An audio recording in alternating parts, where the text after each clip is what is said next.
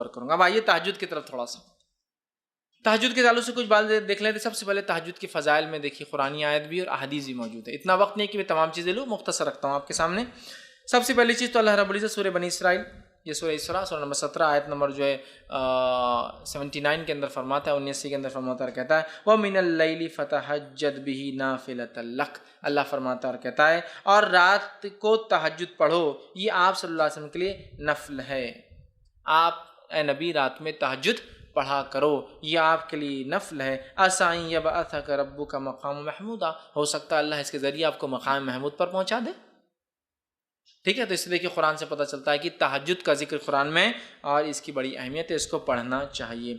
इसी तरह दूसरे मुकाम पर सूरह बनी इसराइल में अल्लाह ने आगे फरमाया कहा बेशक अल्लाह से डरने वाले मुत्तकी लोग बागों और चश्मों में होंगे, वहाँ इन नेमतों को पाएंगे जो इनका रब इन्हें देगा। बेशक वो इससे पहले नेकोकार थे, वो रातों को बहुत कम सोते थे और बवक्त सहर अल्लाह ताला से बख्शिश तलब करते थे। रात को उठकर, मोमिनों की सिफत है, रात को उठकर अपने रब से बख्शिश तलब करते थे, इसलिए कि रात का आखिरी पहर वो पहर होता है जिसमें अल्लाह रब्बुल इज़्ज़त आसमानी दुनिया पे नुज़ूल करता है और एक निदा और आवाज़ लगाई जाती है। ये सिर्फ रमज़ान के लिए ख़ास नहीं है, सारे साल होता है कोई मग़फ़िरत का तलब करने वाला, मैं माफ़ करने वाला हूँ, है कोई मांगने वाला, मैं देने बैठा हूँ। सही मुस्लिम की रिवायत है। बहुत सी बार ये रमज़ान में लोग पेश करते हैं रोज़ की, और बहुत सी बार ये रिवायत को लोग शब बारात के लिए पेश करते हैं, ये रोज़ की है। रोज़ अल्लाह आसमानी दुनिया पे फर्स्ट जिसको कहेंगे स्काई पर आता है और एक निदा आवाज़ लगाई जाती है कोई मांगने वाला तो मैं देने बैठा। समझ रहे बात? तो बहरहाल इसका तज़किरा कुरान में भी है, अहादीस के अंदर जो है सही मुस्लिम की रिवायत में आता है नबी अकरम सल्लल्लाहु अलैहि वसल्लम के ताल्लुक़ से कि जो है नबी अकरम सल्लल्लाहु अलैहि वसल्लम से पूछा गया कि फ़र्ज़ नमाज के बाद कौन सी नमाज सबसे अफजल है। नबी अकरम सल्लल्लाहु अलैहि वसल्लम किसी ने सवाल किया फ़र्ज़ नमाज के अलावा सबसे अफजल नमाज कौन सी है। इसका मतलब दूसरे अल्फाज में नफिल इबादतों में सबसे अफजल इबादत कौन सी है। फ़र्ज़ नमाज के बाद सबसे अफजल इबादत मतलब क्या हुआ, नफिल नमाजों में सबसे अफजल नमाज। तो आपने फरमाया और कहा आधी रात के बाद नमाज यानी तहज्जुद, आधी रात के बाद पढ़ी जाने वाली नमाज का पढ़ना ये सबसे अफजल इबादत है फ़र्ज़ नमाजों के बाद। तो अगर फ़र्ज़ के अलावा कोई इंसान कुछ करना चाहता है सबसे अफजल काम, तो वो क्या करे, तहज्जुद का एहतमाम करे, तहज्जुद का एहतमाम करें। याद रखिए बड़ी अहम बात है और हमें चाहिए कि हम कोशिश करें हम लोग तहज्जुद का बिलखुसूस एहतमाम करें। तो इस हदीस से पता चला सबसे अफजल नमाज न फ़र्ज़ के बाद सबसे अफजल नमाज नफिल में या सबसे अफजल इबादत नफिल इबादतों में कौन सी है, तहज्जुद का अदा करना। और इस तहज्जुद के बाद ही पढ़ा जाता है क्या, वित्र, जो मैंने पहले ले चुके हैं। हम लोग पहले पढ़ लेते वित्र, इशा के बाद आमतौर से तहज्जुद नहीं पढ़ते लोग, यहाँ बस इशा की बात का इसलिए उसको पहले रखा, हालांकि वो इसके बाद आती है। अब आइए जो है एक और रिवायत में इस तरह से आता है, इब्न हिब्बान और मुस्नद अहमद की रिवायत है, अबू हुरैरा रज़ी अल्लाहु अन्हु उसके रावी फरमाते हैं हर किस व नाकिस मुसलमान को सलाम कहो, गरीबों को खाना खिलाओ, सिला रहमी करो और रातों को उठ कर जो है इस वक्त नमाजें पढ़ो जबकि लोग सोए हुए हों, इस तरह तुम आराम से जन्नत में दाखिल होंगे। अबू हुरैरा रज़ी अल्लाहु अन्हु ने एक मरतबा पूछा अल्लाह के रसूल मैं जन्नत में आराम से कैसे दाखिल हूँ, तो आपने बता दिया और कहा क्या क्या करो जन्नत में जाने के लिए आसानी से। पहला काम मुसलमान को सलाम करो, गरीब को खाना खिलाओ, रिश्तों को जोड़े रखो, रात को उठ कर नमाज पढ़ो जबकि लोग सोते रहते हैं, तुम आसानी से और आराम से जन्नत में चले जाओगे। तो आसानी से और जन्नत में जाने के रास्तों में से एक रास्ता तहज्जुद का पढ़ना है, खाने का खिलाना है, लोगों से रिश्तेदार और ताल्लुक़ात क़ायम करना है, और किस और नाकिस जिसको भी किसी को भी सलाम। और यहाँ अल्फाज देखिए हर किस व नाकिस, बड़ी अहम चीज़, मतलब हर किसी को। हमारे पास क्या होता है सलाम करते हैं स्टेटस के हिसाब से, बहुत मालदार है तो सलाम, अरे गरीब नौकर अपना अपने पास रोज़ काम को इसको क्या सलाम करेंगे। किस और नाकिस मतलब उसकी दुनियावी एतबार से वैल्यू हो या ना हो, लेकिन आपने सलाम करना चाहिए उसको। समझ रहे आप बात? बहरहाल सलाम करो और रिश्तों को कायम रखो, गरीबों को खाना खिलाओ और हाथों को उठ के नमाज पढ़ो, मतलब तहज्जुद पढ़ो जब सब सोते हैं, मतलब आखिर वक्त में अफजल है ये टाइम, तो तुम जो है जन्नत में चले जाओगे। अब तहज्जुद के वक्त के ताल्लुक से हम कुछ बातें देखते हैं। तहज्जुद का वक्त और उसकी रकातें। तहज्जुद का वक्त इशा के बाद से लेकर फजर के पहले तक, सेम जो वितर का टाइम। तहज्जुद का वक्त इशा के बाद से लेकर फजर के पहले तक, तो गोया आप इशा के बाद भी पढ़ सकते हैं तहज्जुद और फजर से पहले तक पढ़ सकते हैं, कभी भी जैसा वितर पढ़ सकते हैं। ठीक है, अब कितनी रकातें पढ़ें, तो इसकी रकातें याद रखिए दो दो करके, कम से कम 2 और ज़्यादा से ज़्यादा 8 रकात, और ये रकातें 2-2 करके ही होंगी। 2 के बाद सलाम, 2 के बाद सलाम, 2 के बाद सलाम, 2 के बाद सलाम। ठीक, तो अगर आपको 2 पढ़ना है तो 2 हो गई, 4 पढ़ना है तो 2-2 करके, मतलब 2 सलाम होंगे, 6 पढ़ना है तो 3 सलाम और 8 पढ़ना है तो 4 सलाम से 8 रकातें। 2 کے بعد سلام پھیریں گے. یہ اس کی رکعتیں ہیں، کم از کم 2، زیادہ سے زیادہ آپ جو ہے 8 رکعتیں اس کی پڑھ سکتے ہیں. ٹھیک. اب جو ہے یہ کب پڑھ سکتے ہیں، تو اس کے تعلق سے میں نے جو آپ سے کہا یہ کبھی بھی پڑھ سکتے ہیں. اس تعلق سے ایک روایت آتی ہے، یہ روایت جو ہے صحیح بخاری اور صحیح مسلم کی ہے. نبی اکرم صلی اللہ علیہ وسلم کے تعلق سے آتا ہے، اور روایت میں آتا ہے رات کے جس حصے میں تم چاہو نبی اکرم صلی اللہ علیہ وسلم کو نماز پڑھتے ہوئے دیکھ سکتے ہو، اور جس حصے میں چاہو آپ کو سوتے ہوئے دیکھ سکتے ہو. مطلب آپ صلی اللہ علیہ وسلم اس نماز کو رات کے کسی بھی حصے میں پڑھتے ہیں. صحابی کہتے ہیں کبھی ہم کو آپ پڑھتے ہوئے دکھتے، کبھی نہیں دکھتے، کبھی عشاء کی بات دکھتے، کبھی بیچ میں دکھتے، کبھی آخری رات میں دکھتے. جس حصے میں چاہو آپ نماز پڑھتے ہوئے دکھتے ہیں، جس حصے میں چاہو آپ سوتے ہوئے دکھتے ہیں. مطلب کبھی ایک وقت نماز پڑھتے ہیں ایک حصے میں، دوسرے دن اس حصے میں نہیں پڑھتے، کبھی اور پڑھتے ہیں. تو ایک بار آج سمجھ لیجیے مثال فار ایگزامپل 1 بجے آپ جاگتے ہوئے دکھ رہے ہیں، تو کل 1 بجے جاگتے ہوئے نہیں دکھیں گے آپ. تو ایک حصے میں دیکھو تو نماز پڑھتے ہیں، ایک حصے میں دیکھو تو آپ نماز نہیں پڑھتے ہیں. مطلب آپ صلی اللہ علیہ وسلم عشاء کی بات سے لے کر فجر تک اس کو پڑھا کرتے ہیں. اسی طرح صحیح بخاری کی روایت میں عائشہ فرماتی ہے اور کہتی ہیں کہ آپ صلی اللہ علیہ وسلم اس وقت قیام فرماتے ہیں جب مرغ کی آواز سنتے. مطلب نبی اکرم صلی اللہ علیہ وسلم اس کو ہر وقت پڑھتے، لیکن خاص طور سے کب پڑھتے؟ رات کا تیسرا پہر. اور مرغ یاد رکھیے رات میں لاز بالکل سحر کے وقت آواز دیتا ہے. اور آپ صلی اللہ علیہ وسلم کی حدیث ہے جب مرغ بانگ دے تو اسے برا مت کہو، اس لیے کہ وہ تو فرشتوں کو دیکھ کر بانگ دیتا ہے. لہٰذا جب مرغ بانگ دے تو اللہ سے دعا کرو، اس لیے کہ اس وقت فرشتے حاضر ہوتے. اور مرغ یاد رکھیے کبھی بھی، وہ شروعات میں تو کبھی بھی دیتا ہے وہ، لیکن جب سیکھ لیتا ہے تو وہ آپ دیکھیں گے رات میں 3 بجے سے یا کم از کم وہ سحر کے وقت شروع کرتا ہے تو فجر کے پہلے تک دیتا ہے. وہ شروع ہوتا رہے کیا مرغا بانگ دے دے کہ بور کر رہا ہے نا، وہ بور نہیں کر رہا، وہ آپ کو اشارہ کر رہا ہے کہ اب فرشتے آنے کا وقت ہے، فرشتے آ رہے ہیں، دیکھو آ رہے ہیں، اعلان ہو رہا ہے، اب جا رہے ہیں نا. جیسا کوئی بڑا منسٹر ہے آپ کے گھر اور آپ کو کسی نے بلایا نا گھر پہ، کتاب کو برا لیں گا میرے کو نہیں بلایا، ربا نے دیکھو مل لی خود ہی منسٹر صاحب سے اور فلاں ہو گیا. تو فرشتے حاضر ہوتے ہیں نا، ان کی حاضری کا وقت ہے.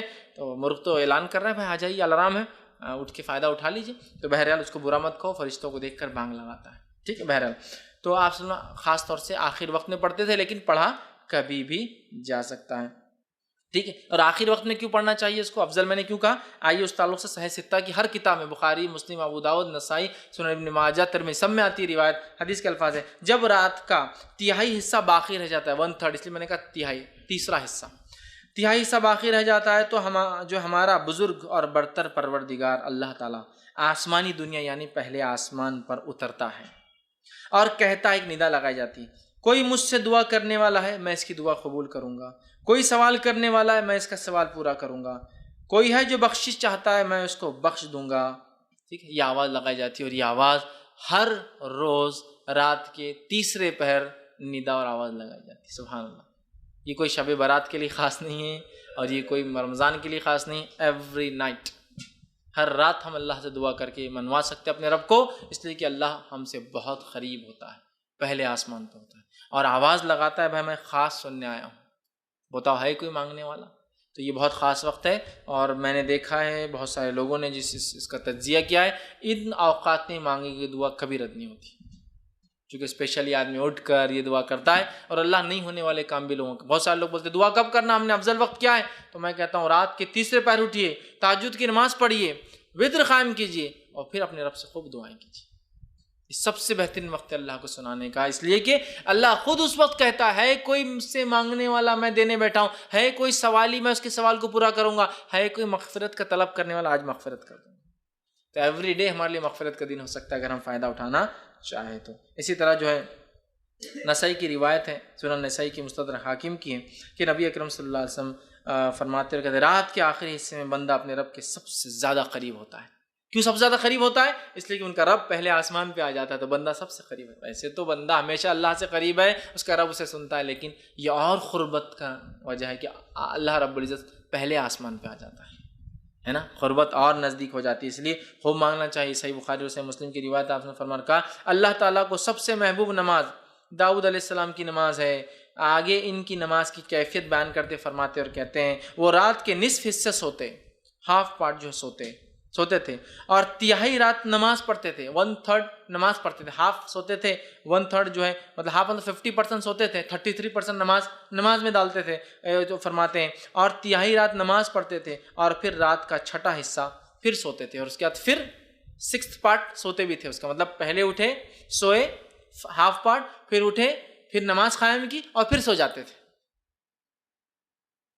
تہجد میں ایسی ہوتا ہے نا، اگر ہم تہجد کے لیے اٹھتے ہیں اور فجر کو ٹائم ہوتا ہے تو اگر ہم اٹھتے ہیں تہجد کیا تھوڑا وقت ہوتا ہے، ہم سو کے پھر اٹھ سکتے ہیں. تو یہ آپ فرماتے داؤد علیہ السلام کی نماز سب سے بہترین تھی، اور وہ کیا تھی، ہاف سوتے تھے، پھر 33% وہ کرتے تھے، اور 1/6 پھر سو جاتے تھے، اس کے اندر تھوڑا ٹائم باقی ہوتا تو پھر سوتے تھے. ٹھیک ہے. اسی طرح جو ہے نبی اکرم صلی اللہ علیہ وسلم کے تعلق سے آتا ہے، صحیح بخاری اور صحیح مسلم کی متفق علیہ روایت ہے، رمضان یا کسی دوسرے مہینے آپ 11 رکعتوں سے زیادہ نماز نہیں پڑھتے تھے. 11 رکعت، 8 رکعت تہجد اور 3 رکعت وتر. تو 8 رکعت تہجد کی، 2 کم از کم، اور زیادہ زیادہ آپ 8 رکعت جو ہے پڑھ سکتے ہیں یاد رکھیے. ٹھیک. اب اسی طرح جو ہے بہت سارے لوگ تہجد کے معاملے میں غلط فہمی یہ رکھتے ہیں کہ تہجد کو کبھی کبھار نہیں پڑھنا چاہیے، اگر پڑھے تو ہمیشہ کنٹینیو کر جائیں، نہیں پڑھے تو تہجد بدوا دیتی. پھر تو بہت سارے لوگ بولتے ہیں دیکھو تم پڑھ رہے ہو تو کمپلیٹ پڑھتے رہنا، نہیں تو نہیں پڑھنا. کبھی مصیبت پریشانی ہوتی ہے تو آدمی جب پڑھتا ہے، کبھی نہیں ہوتی تو نہیں پڑھتا ہے. اللہ تعالیٰ توفیق دے ایک الگ بات ہے، لیکن سب کو یہ نماز کی مکمل توفیق نہیں ہوتی ہے، چونکہ ویسے فرض ہے بھی نہیں. بڑی افضل ہے اپنی دعائیں منگوانے کے لیے، منانے کے لیے رب کو، وہ تو ہے، لیکن یہ غلط فہمی کی بنیاد پہ نماز مت چھوڑ. بہت سے لوگ تہجد کیوں نہیں پڑھتے، سو کے اٹھنا ضروری ہے. اب روز تو میں جاگتا نہیں ہوں، آج جاگ لیا تو تہجد پڑھوں کیا، تو بولتے نہیں آج نہیں پڑھ سکتے. کیوں؟ خاص تھوڑی اٹھے تم نماز کے لیے. سمجھ رہا؟ ایسا نہیں میرے بھائی. اگر میں روز نہیں پڑھ سکتا ہوں لیکن آج جاگ گیا ہوں تو کتنا اچھا موقع ہے نا آج. پلس کیا تیسرے پہر میں پڑھنا ضروری نہیں، عشاء کی بات پڑھ لیجیے آپ. مجھے لگتا ہے میں تہجد میں نہیں اٹھ سکتا ہوں، عشاء کے بعد میں نے تہجد کی 8 رکعت پڑھی، 3 وتر پڑھی، سو گیا. یہ بھی کر سکتا ہوں. سمجھ رہا؟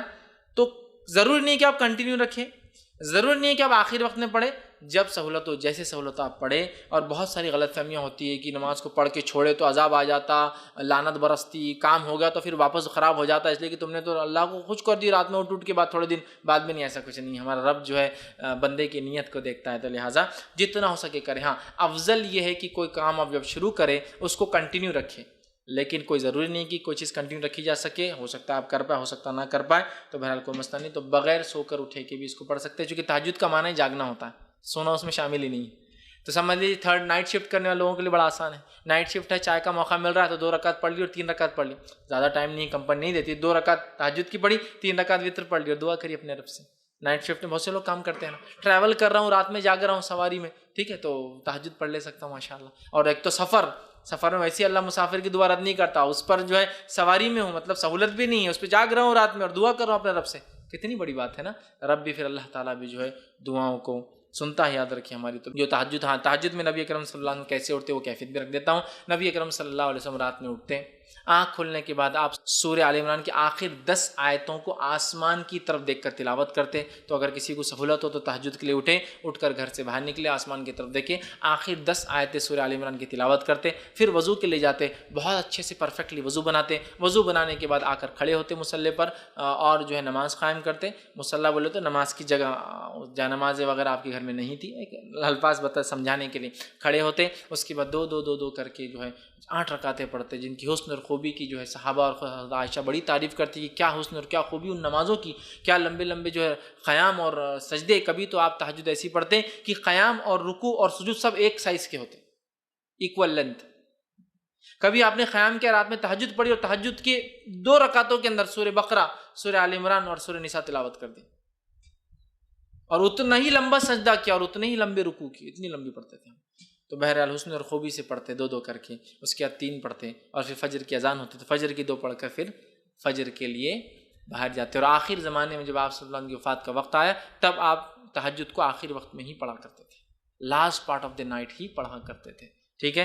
تو ہمیں کوشش کرنا چاہیے ہم بھی رات میں اٹھیں، آنکھوں کو ملے، آسمان کی طرف دیکھ کر. آخر اب آسمان کی سہولت ہو تو ضروری نہیں ہے تو آپ ڈھونڈنے آسمان جائیں گے اور دکھتا نہیں کہیں، لیکن ہو تو ضرور آپ کی سنت کہ آپ نکل کے آسمان کی طرف دیکھ کر 10 آیتیں پڑھتے تھے. آخری وہ تلاوت کرے، اچھے سے پرفیکٹلی وضو کرے اور حسن اور خوبی کے ساتھ ان نمازوں کو ادا کرے. اللہ تعالیٰ اس نمازوں کے ذریعے ہماری مدد کرتا ہے. پھر اس کے بعد وتر قائم کرے اور پھر فجر کی نماز کے لیے چلے جائے. تو یہ چند باتیں تھیں جو میں نے وتر اور تہجد کے تعلق سے رکھی. ہو سکتا ہے کچھ باتیں بچ گئی ہو تو آپ سوال جواب کے سیشن میں کر سکتے ہیں. آخر میں اپنی بات کو ختم کروں گا. اللہ رب العزت سے دعا ہے کہ اللہ سبحانہ تعالیٰ ہمیں جو ہے ان نمازوں کا خاص طور سے نفل نمازوں میں جو ہے خاص طور سے تہجد اور وتر کا جو ہے پابند بنائے. ہم تمام کے لیے ویسے فرائض اور تمام چیزوں کو کرنا آسان کرے، ہم تمام کے لیے ہر عبادت کرنا آسان کرے اور ہمیں جو ہے اس کا شغف اور شوق ہمیں پیدا کرے. ہماری نسلوں کو جو اللہ رب العزت نمازوں پہ قائم رکھے، نہ صرف فرائض بلکہ جو ہے ہمیں موقدہ اور سنن اور نوافل کا جو ہے اہتمام کرنے والا بنائے. جب تک ہمیں زندہ رکھے اسلام اور ایمان پر زندہ رکھے.